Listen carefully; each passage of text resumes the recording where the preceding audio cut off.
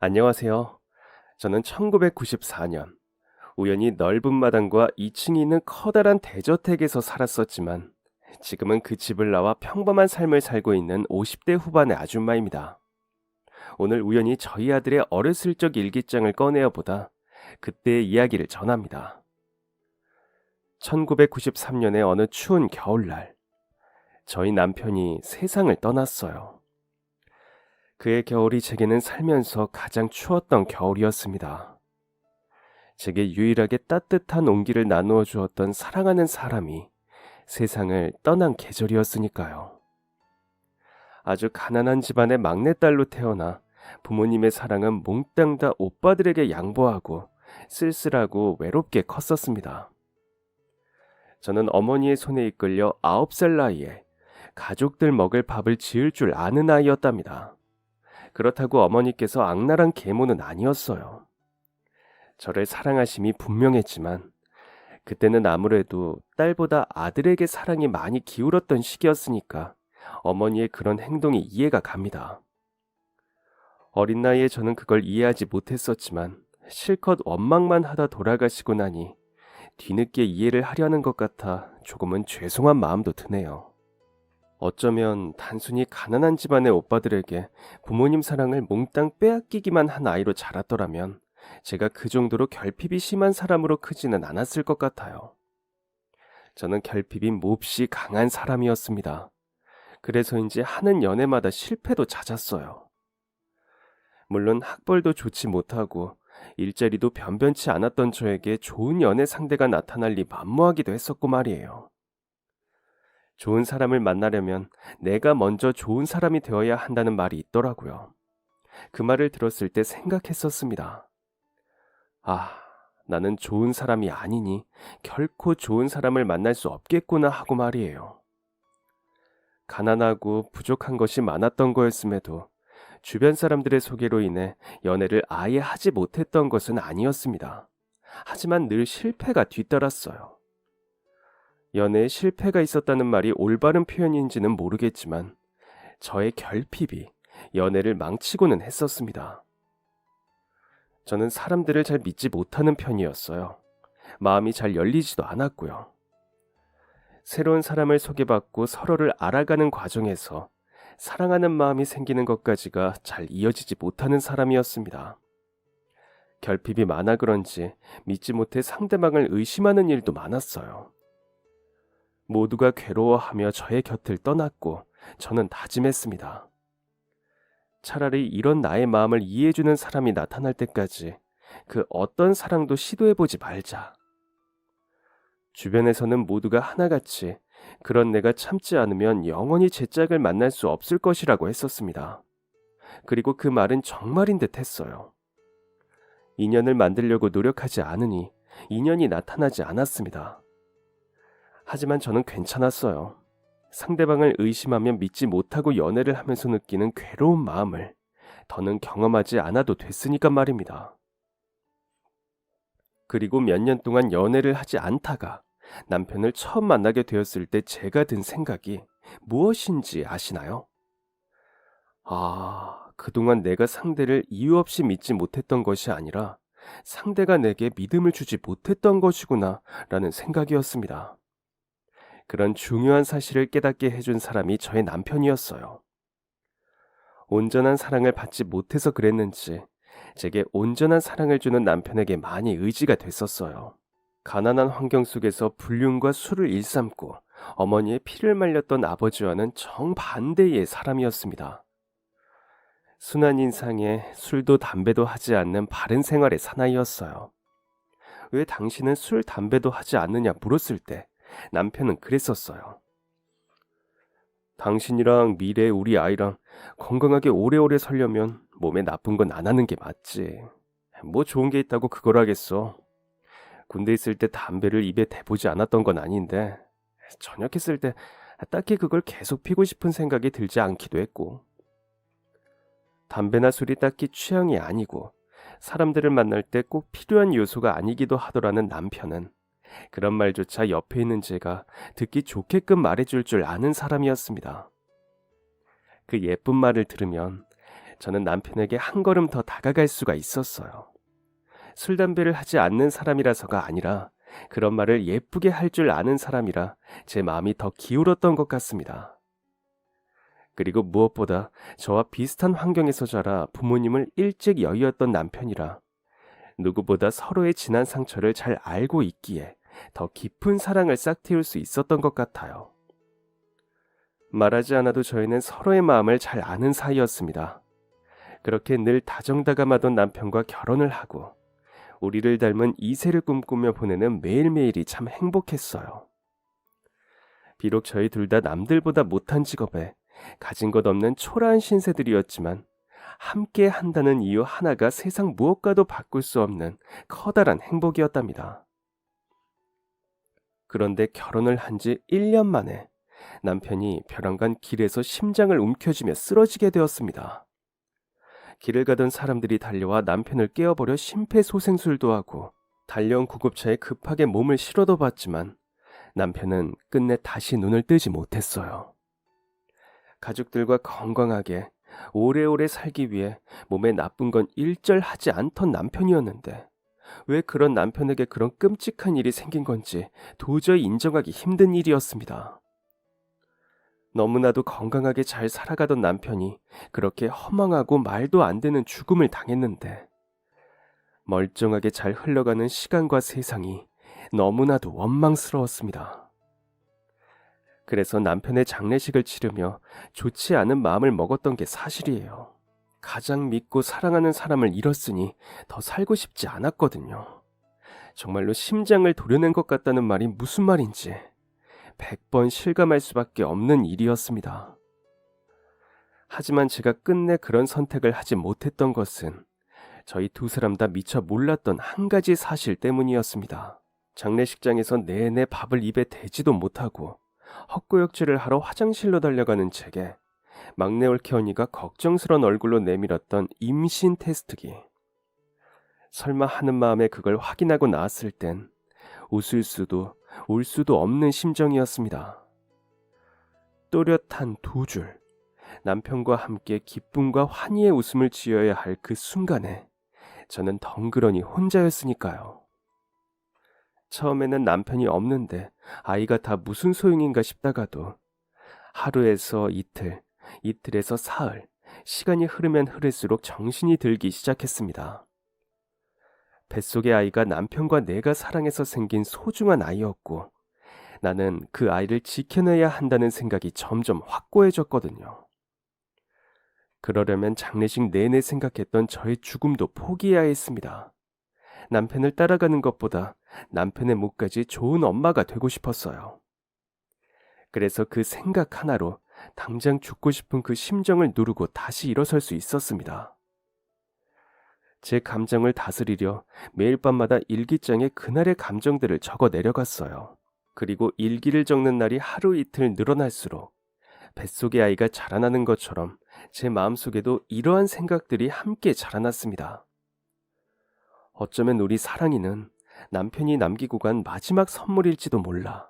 건강한 마음가짐으로 하루를 마무리하려고 노력하면 노력할수록 점점 더 애쓰지 않아도 좋은 생각이 제 마음속에 자리 잡게 되더라고요.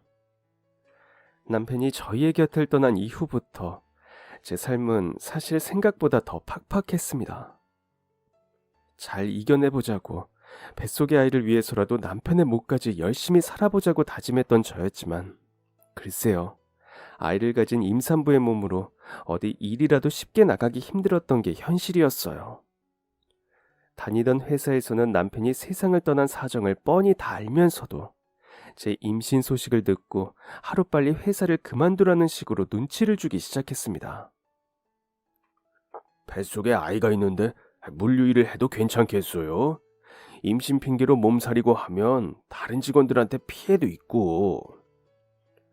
그간 회사에 몸담아 일해온 세월이 있는데 그런 말을 들으니 서운하기도 하고 기분도 나빴지만 애초에 복지가 좋은 회사도 아니었으니 제가 좋은 인재가 아니라 좋은 회사에 취업한 것이 아니었으니 입이 두 개라도 할 말이 없었어요. 그래서 막막한 마음을 뒤로 하고 더 좋은 일자리를 구할 수 있다는 믿음을 가지고 회사를 그만두게 되었습니다. 그런 취급을 받으며 그 자리에서 버티는 것만이 답은 아니라고 생각했거든요.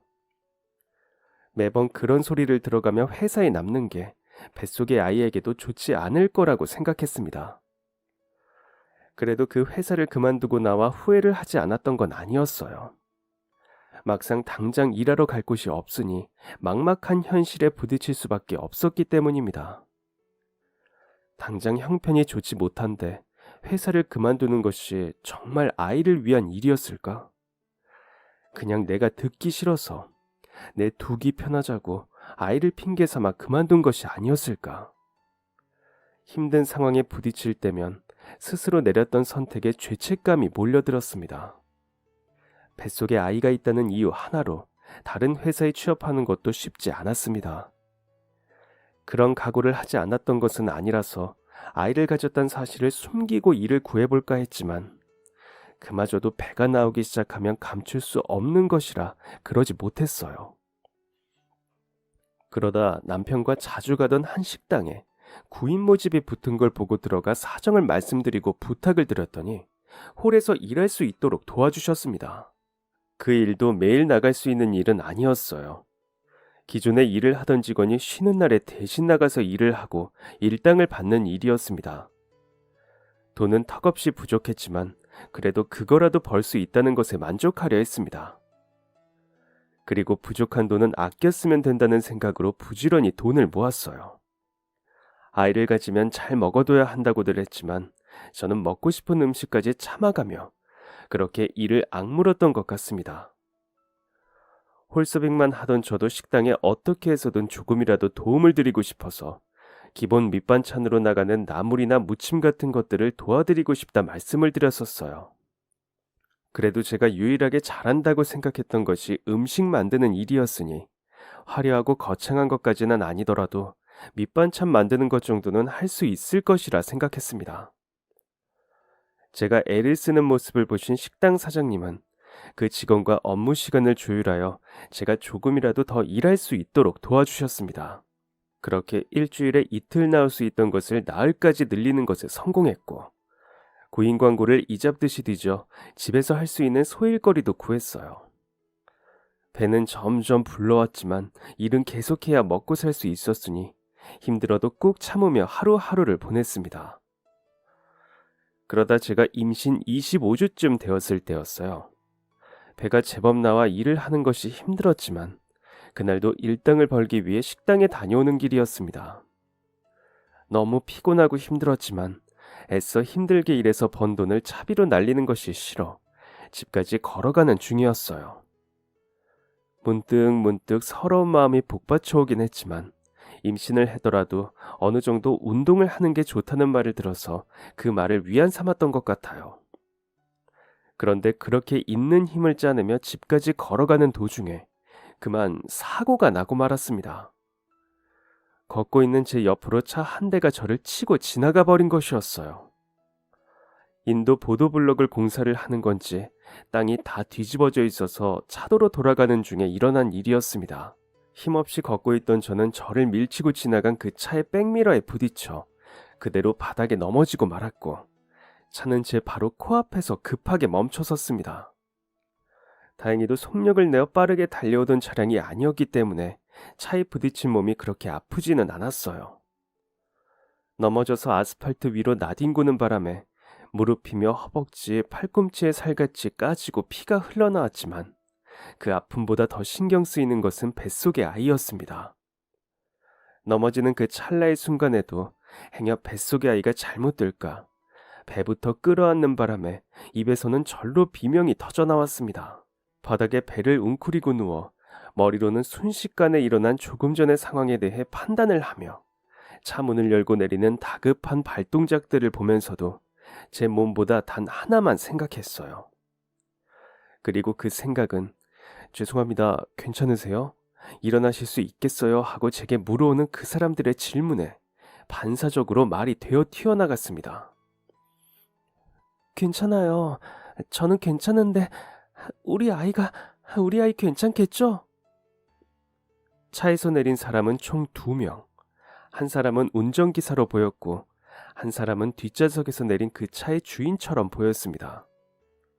운전기사로 보이는 그 남자는 연신 제게 고개를 숙이며 죄송하다는 사과를 건넸고, 뒷좌석에서 내린 여자는 제 몸이 다친 곳이 없는지를 여기저기 살피며 얼른 병원으로 모시겠다고 했어요. 엉겁결에 그 차에 올라타 곧장 병원으로 가면서도 저는 움켜쥐고 있던 뱃속의 아이를 놓을 수가 없었습니다. 저도 모르게 두려움에 덜덜 떨고 있었던 것인지 그 여자는 제게 입고 있던 외투를 벗어주며 남자에게 말했어요. 조심해서 조금만 더 빨리 가줘요.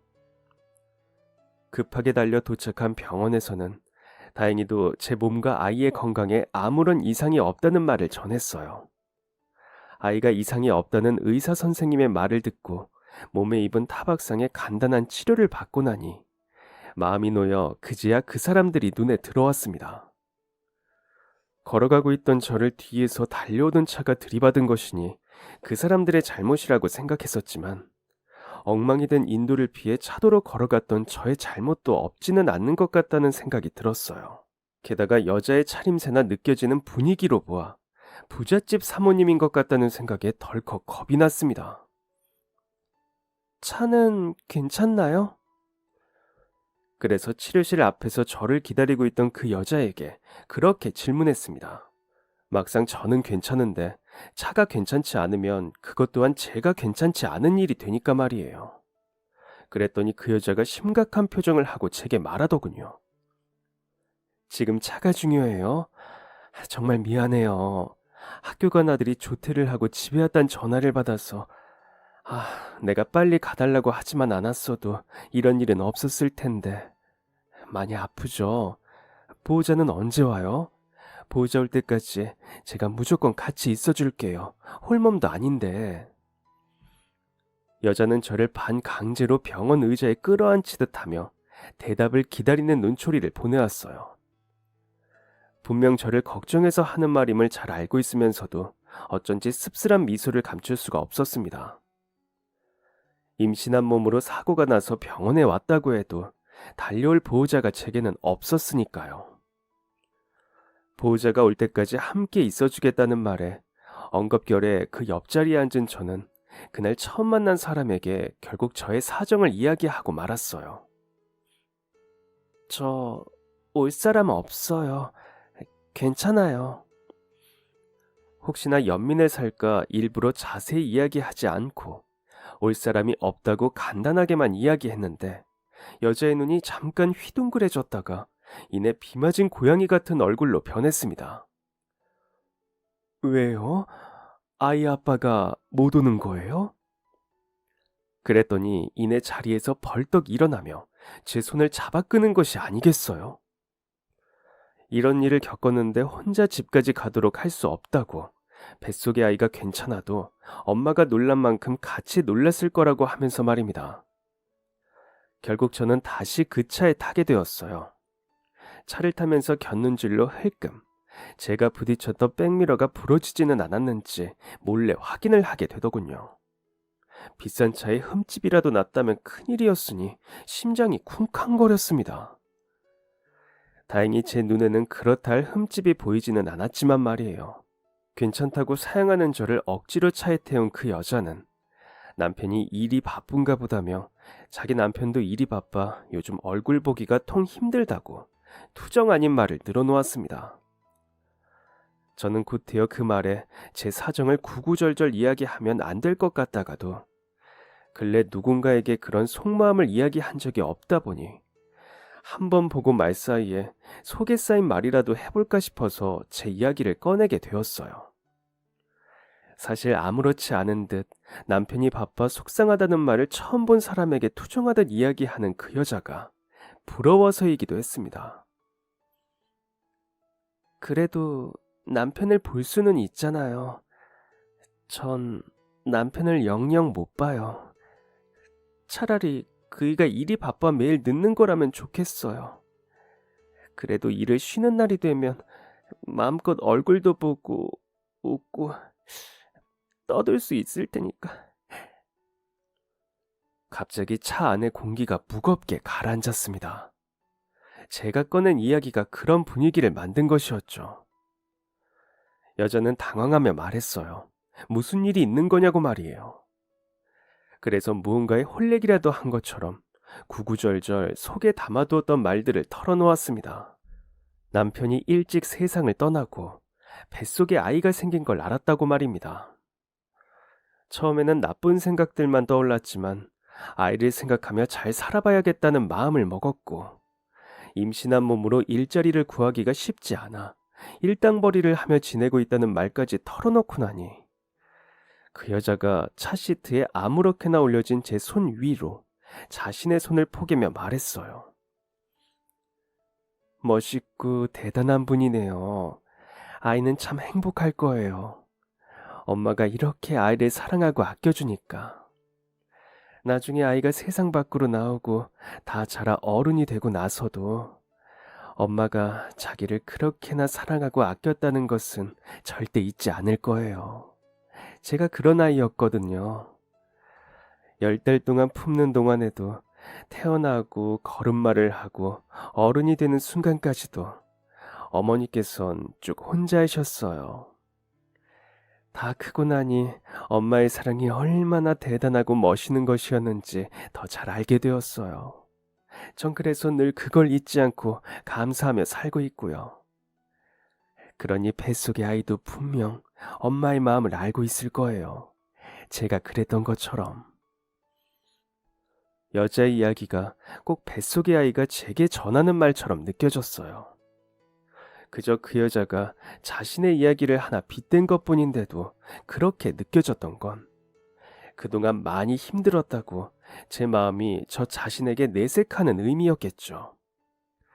그렇게 바라지도 않았던 위로가 갑작스레 찾아오자 거짓말처럼 폭포수 같은 눈물이 쏟아졌습니다. 여자는 제가 참았던 눈물을 몽땅 쏟아내는 동안에 말없이 제 팔을 쓰다듬어 주었습니다. 그리고 제가 눈물을 그치기 전까지 우리가 타고 있던 그 차는 같은 동네를 돌고 또 돌며 저를 배려해 주었어요. 그런 말도 안 되는 배려에 조금씩 미안하고 고마운 마음이 들어 정신을 차려갈 때쯤 여자는 제게 물었습니다. 실례가 안 된다면 혹시 잘하는 게 뭐예요? 생뚱맞은 질문에 눈물도 쏙 들어가고 홀린 사람처럼 또 머릿속으로 분주하게 내가 잘하는 게 뭐가 있었지 하며 대답을 찾기 바빴어요. 어렵게 만들어낸 대답은 겨우 잘하는 게 없어 그나마 요리를 조금 할 줄 안다는 말이었습니다. 그랬더니 그 여자는 조금 전과 같은 실례합니다 하는 얼굴을 하고서 제게 물었습니다. 마침 우리 집에 음식해줄 사람을 구하던 참이었는데 괜찮으면 지낼 만한 방 한 칸 내어줄 테니 우리 집에 들어와 살면서 일해보면 어떻겠어요? 이 몸으로 일당 받으며 식당 일은 너무 힘들 거예요. 우리 집 그렇게 밥도 자주 안 챙겨 먹어요. 그냥 난 그쪽 보니까 우리 어머니 힘들었던 시절이 생각나서, 애 낳으면 키우면서 또 계속 일하고, 혹시 알아요? 우리 엄마처럼 그쪽도 무진장 좋은 사람일지. 여자가 제게 갑작스러 꺼내놓은 제안은 제 입장에서 도저히 솔깃하지 않을 수가 없는 달콤한 제안이었습니다. 벌이로 보나 지내는 환경으로 보나 지금보다 훨씬 더 좋을 것이 분명했기에 저는 길게 고민하지 않고 고개를 끄덕였어요. 정말 그래도 되는 거냐고. 제 음식 솜씨 한번 보지 않으시고 이렇게 결정하셔도 괜찮으시겠냐고 말입니다. 그랬더니 그 여자는 뽀얀 미소를 지으며 고개를 끄덕였어요. 말했잖아요. 저희 집 밥 잘 안 챙겨 먹는다고. 주로 외식이에요. 따뜻하면서도 쿨한 모습에 그 사람이 얼마나 좋은 환경에서 지내고 있는지 그 여유가 느껴졌습니다. 같은 여자로서 부러움이 들기도 했지만 그보다 고마운 마음이 더 컸어요. 그런 기회가 아무나에게 찾아오지 않는다는 생각이 들었으니까요. 여자가 제안한 제 월급도 제가 생각한 것보다 큰 금액이었고 말이에요. 그렇게 저는 그 집에서 일을 하기로 하고 식당 사장님께 그러한 일을 사실대로 말씀드리면서 마지막 작별 인사를 나누었습니다. 늘 더 챙겨주지 못해 미안해하셨던 사장님은 저희 그런 소식에 누구보다 기뻐하셨어요. 아이 나오면 얼굴 꼭 보여줘야 한다고 눈물의 작별의 마지막으로 제 앞에는 또 다른 출발을 할 새로운 길이 놓여 있었습니다. 교통사고로 만난 그 여자는 그렇게 단 하루 만에 저의 사모님이 되었습니다. 사모님은 저와 9살 정도 차이가 나는 분이었어요. 9살 차이면 젊은 편이었는데도 사모님께서 하시는 말에는 숨길 수 없는 귀티가 났고 우아함이 묻어났습니다. 그리고 그 특유의 분위기로 압도하는 것 같은 느낌은 비단 그 사모님뿐만이 아니었습니다. 평창동에 위치해 있던 그 사모님의 집은 멀리서 보았을 때부터 이미 으리으리했습니다. 그 웅장하고 위험 있는 저택의 모습에 문턱을 넘기도 전부터 침이 꼴깍 넘어갔었거든요. 정말 내가 이런 집에 함부로 들어가도 되는 것인가 하는 생각이 들 정도였습니다. 사는 사람이 집을 닮은 것인지, 집이 사는 사람을 닮은 것인지, 제가 살아온 그리고 제가 살고 있는 인생과는 전혀 다른 세계인 것 같은 기분이 들었어요. 그런 웅장한 집에 발을 들여본 것은 난생 처음이었습니다. 그런 곳은 그냥 드라마나 영화에 나오는 상상 속의 집인 줄로만 알았는데 정말로 그런 집에 사는 사람이 실존하다니 눈으로 보고도 실감이 나질 않았었죠. 사모님께서 제가 지낼 방을 보여주시고 그 안에 앉아 멀뚱히 그 방의 생김새를 구경하면서도 실감이 나지 않았습니다. 제게 주신 그 방은 그 집에 있는 방들 중에 가장 작은 방이었음에도 불구하고 제가 지내던 집의 안방보다 더 좋고 깔끔했어요. 저는 멀뚱히 앉아있던 몸을 일으켜 벽지를 손으로 쓸어보았습니다. 벽지마저 제가 살던 집과는 다르게 고급스러움이 묻어났어요. 그렇게 벽지를 만지는데 상상이 아니라 현실이라는 것을 알면서도 믿기지 않아 눈물이 났습니다. 제게 일어난 일들이 갑작스레 찾아온 어떤 기회인 것처럼 느껴져서였습니다. 저는 눈물을 닦고 벽지를 쓸어보았던 손으로 부름배를 쓰다듬었어요. 그러면서 다짐했습니다. 사모님이 가져주신 감사한 연민에 누가 되지 않도록 최선을 다해 일하자고 말이에요. 그 멋진 여유와 우아함은 저도 이왕이면 그런 어른, 그런 엄마가 되어야겠다는 꿈을 품게 했습니다. 비록 빈부에서는 차이가 나는 사람이겠지만 마음만큼은, 행동만큼은 닮고자 노력하면 할 수 있다는 생각이 있었어요. 제가 그분을 부르는 호칭은 비록 사모님이었지만 사모님은 저를 동생처럼 대하며 많이 아껴주셨고 저는 어느덧 그분을 제 정신적 지주로까지 여기게 되었습니다. 실제로 고민거리가 있거나 막막한 부분이 있을 때 특별한 해결책이 나오는 것이 아님에도 사모님과 대화를 나누다 보면 어떠한 결론에 도달할 수가 있었거든요.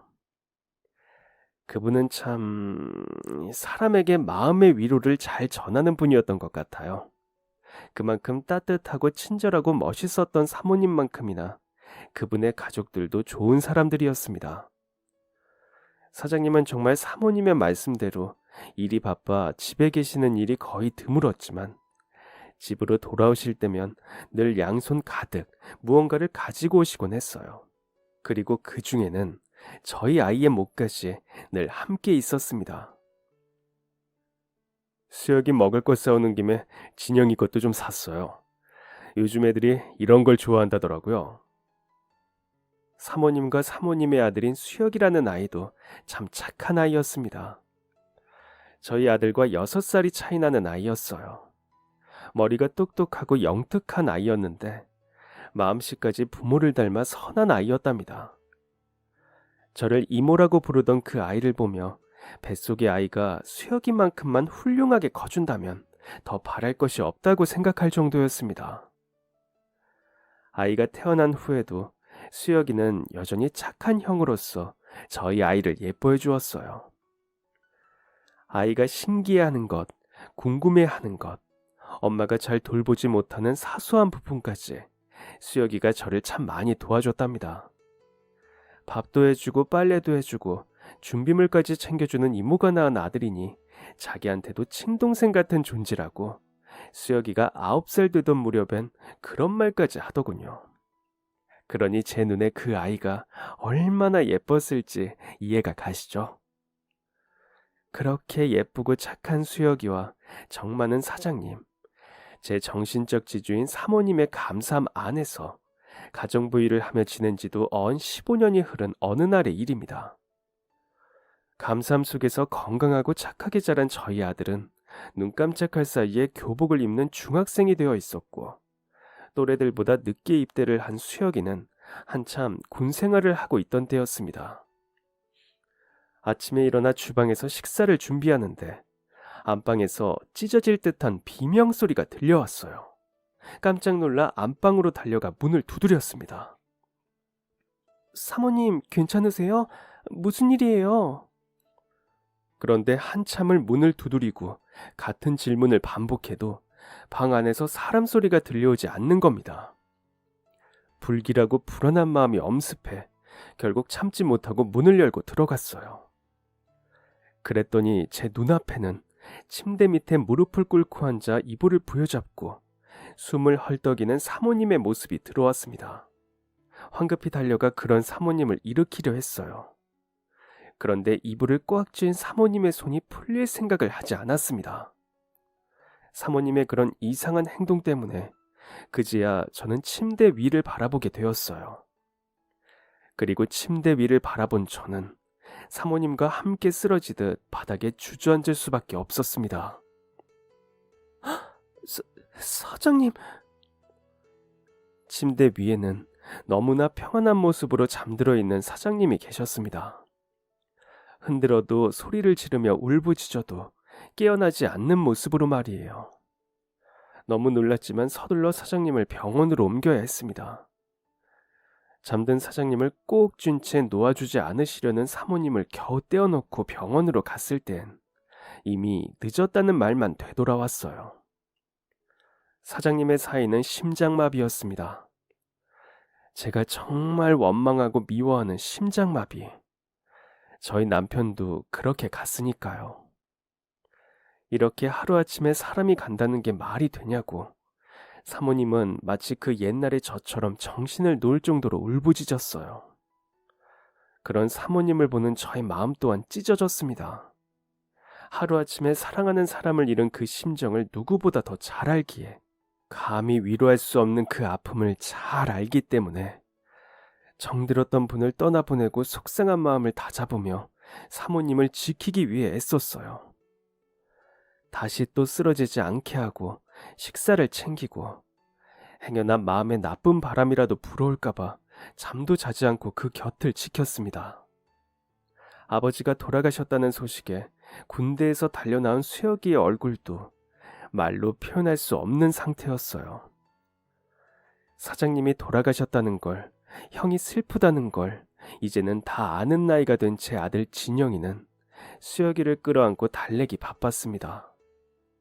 수많은 조문객들이 장례식장을 오고 가는 동안 사모님은 점점 수척해져 갔어요. 발인을 하고 돌아오는 길, 사모님은 제게 그러셨습니다. 진짜 웃겨. 사랑하는 사람이 죽었는데 오롯이 슬퍼만 하기에도 벅찬데 사람들이 그럴 시간을 안 준다? 그런 사모님의 말씀을 그때는 전혀 이해하지 못했습니다. 그냥 저는 제가 치러보았던 남편의 장례식을 떠올리며 번잡한 서류와 장례식 절차를 말하는 줄로만 알았죠. 그런데 그런 의미로 하신 말씀이 아니라는 것을 너무나도 뒤늦게 깨닫고 말았습니다. 며칠 동안 머리를 싸매고 계시는 사모님이 단순히 사장님에 대한 그리움 때문에 그러시는 줄로만 알았는데 다른 쪽에 문제가 있었던 것입니다. 바로 사장님이 하시던 일 때문이었습니다. 제가 그 사실을 알게 된 건 집 청소를 하다 우연히 사모님의 통화 내용을 듣게 되면서였어요. 어찌나 큰 소리로 소리를 지르며 통화를 하시던지 방문을 뚫고 통화 내용이 그대로 다 들려왔습니다. 그래서 방법이 없다는 거예요? 그 사람이 어떻게 이런 회사인데 누구한테 넘어간다는 거야? 피해? 누가 피해를 입어요? 누가? 그 돈이 얼만데 내가 준다고 해요. 그리고는 핸드폰을 집어던지는 듯한 소리와 함께 다시 찢어지는 울음소리가 들려왔어요. 저는 거실에서 그 울음소리를 가만히 들었습니다. 마음대로 문을 열고 들어가는 건 실례일지도 모른다는 생각에 일단 소리를 들으며 사모님의 상태를 체크하려고 했던 거였어요. 그런데 한참 우는 소리가 들려오다가 갑자기 싸한 느낌과 함께 조용한 침묵이 찾아들었습니다. 침묵이 무섭다는 걸 그때 처음으로 깨달았어요. 갑자기 너무 조용해진 방 안이 견딜 수 없이 불안했던 저는 결국 또다시 그 문을 벌컥 열었습니다. 그리고는 정신없이 무언가를 입 안으로 털어넣는 사모님을 발견하고 말았습니다. 본능적으로 삼키게 해서는 안 될 무언가라는 생각이 들어 달려가 사모님을 뜯어 말렸어요. 바닥에 나뒹구는 작은 통의 정체는 수면제가 담겨있던 통이었습니다. 나 말리지 마. 그냥 나도 그이 따라갈 거야. 살아있음 뭐해.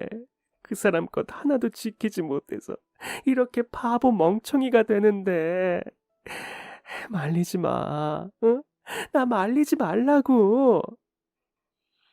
절규하고 망가지는 사모님의 모습을 보니 반사적으로 눈물이 터져 나왔습니다. 얼마나 울었는지 엉망이 되어버린 얼굴은 불과 10여 년 전 제 모습을 보는 것 같았어요.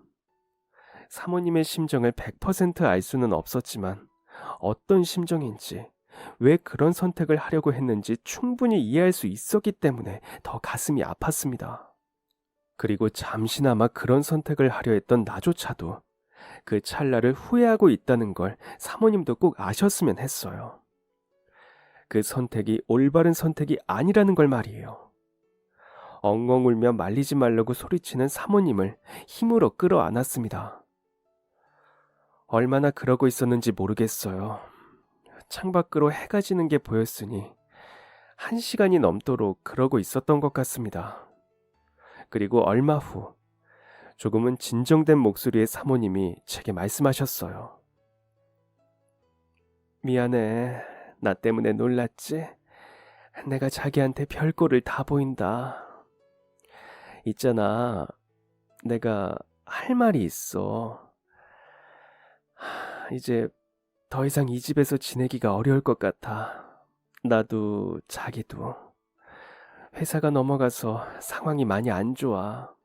더 나빠지기 전에 이제 그만두고 다른 곳 가서 다른 일 하며 살아.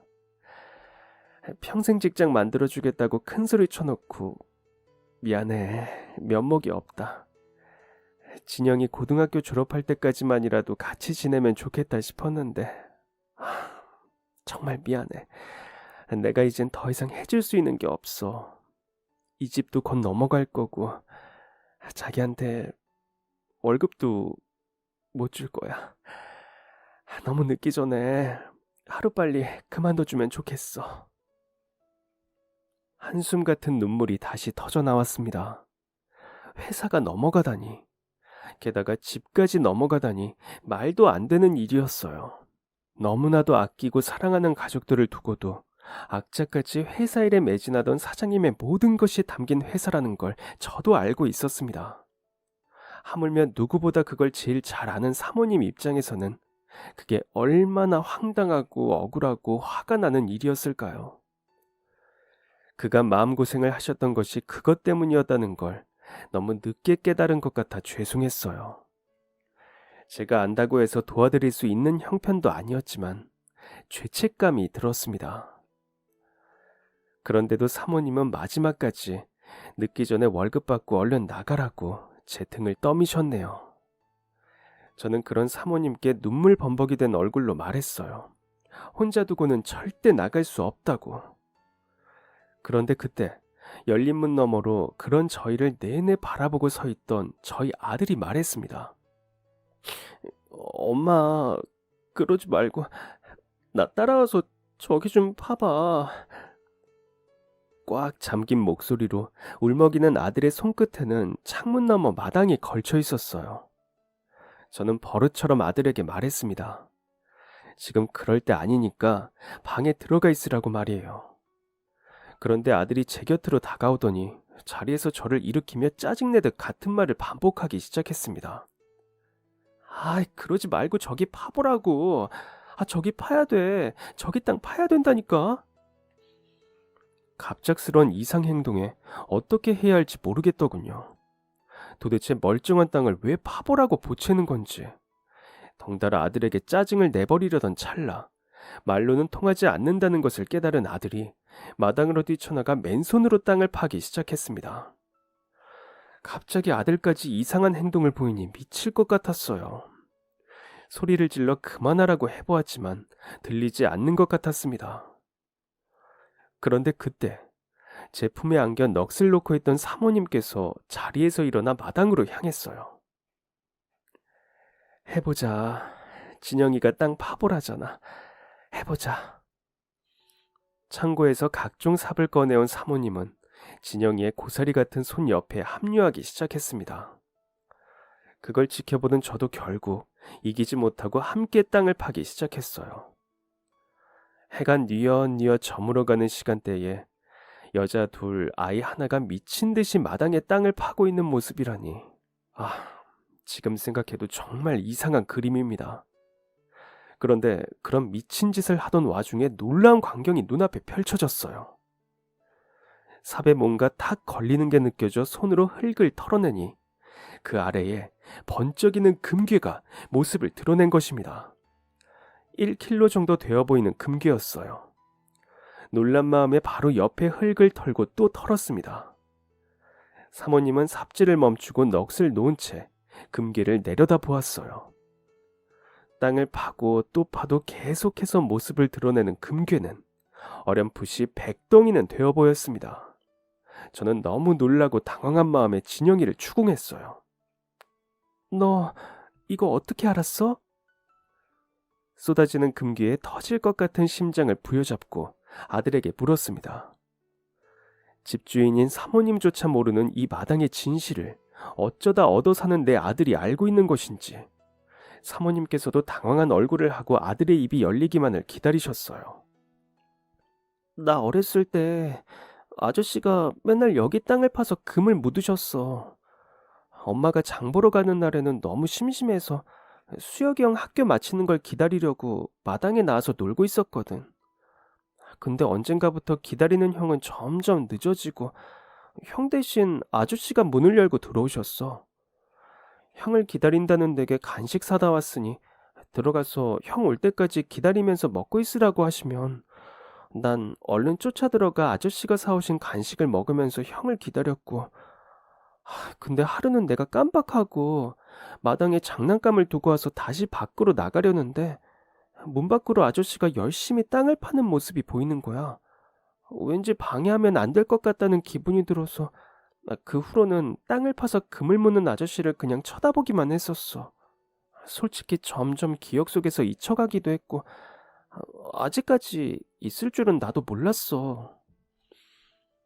알고 보니 아들은 이미 오래전부터 사장님이 마당에 금괴를 묻는 것을 봐왔던 것이었습니다.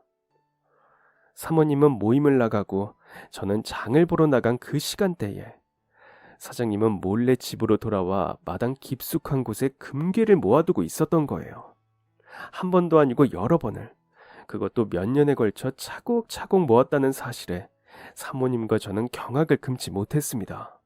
그이가 늘 이 집에 보물단지가 있다고, 절대 굶어 죽을 일은 없다고 호언장담했던 게 이걸 말한 거였어.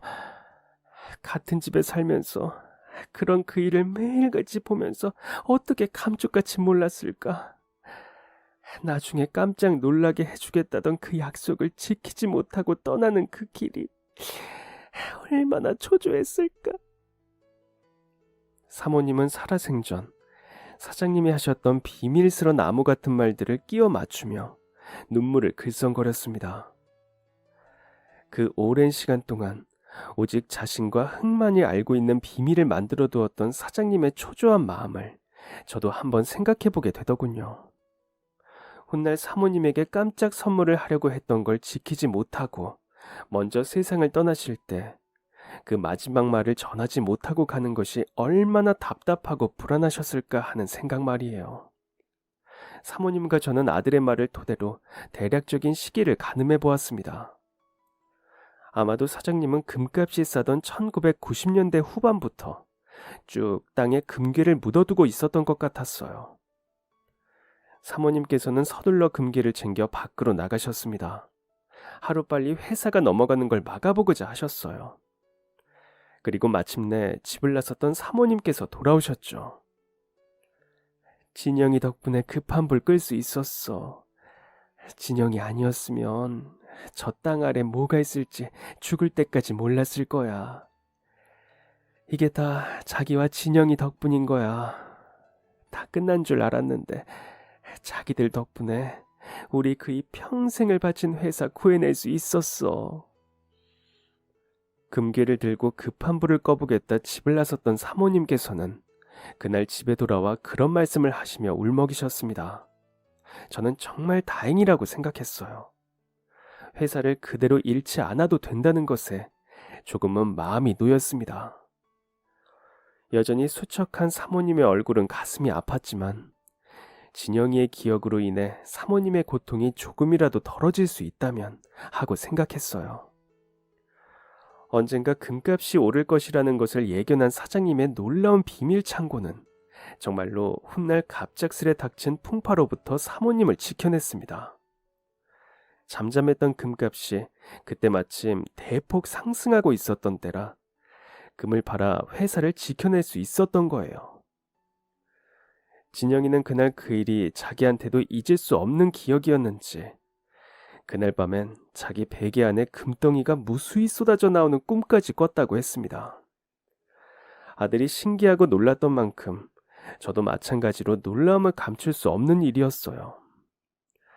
한편으로 땅속에 파묻혀 그 누구도 알지 못했던 금괴를 발견한 사모님께서 집에 닥쳤던 위기를 잘 이겨내실 수 있게 된 것 같아 기뻤습니다. 15년을 거두어 주신 고마운 분이 행여 저 같은 바닥 인생을 살게 되실까봐 마음이 많이 쓰였던 차였으니까요. 사모님 말씀대로 일을 그만두고 나가 다른 곳에서 생활을 시작하더라도 그동안 저희를 거두어 주셨던 사모님에게 좋지 못한 일이 생긴다면 하루라도 마음 편히 두 다리를 뻗고 잠들 수 없었을 일이었어요. 그런데 이렇게 헤쳐나갈 수 있는 방법을 발견하신 것 같아 누구보다 진심으로 기뻤습니다. 마당의 금괴를 발견하고 한동안 정신없이 일처리를 하시던 사모님께서 부탁하시는 바람에 저는 예정보다 며칠 더 그 댁에서 일을 하며 지내게 되었어요. 저 역시 사모님의 그런 부탁이 아니더라도 완전히 안정을 찾으실 때까지는 곁에서 도울 수 있는 것들을 다 도와드리고 떠나는 것이 도리라고 생각했습니다. 사장님이 세상을 떠난 지 얼마 지나지 않은 시기였기에 누구보다 힘들고 괴로울 법도 한데 사모님께서는 누구보다 차분한 모습으로 모든 것들을 하나하나 처리해 나가셨습니다. 덤덤할 수밖에 없었던 사모님의 그런 모습이 속상하고 마음이 아팠다가도 한편으로는 그런 강단이 있음이 대단하게 느껴지기도 했어요. 그리고 회사를 지켜내는 것에 가진 재산을 다 써버리느라 더는 그 넓은 집에 살 수 없게 되신 사모님께서는 제게 작별 인사를 건네셨습니다. 아들 수혁이와 함께 지내실 집이 마련된 모양이었어요. 저희가 작별하게 될 것이라는 것을 이미 한참 전부터 알고 있었지만 이별을 한다는 것은 역시 슬픈 일이었습니다.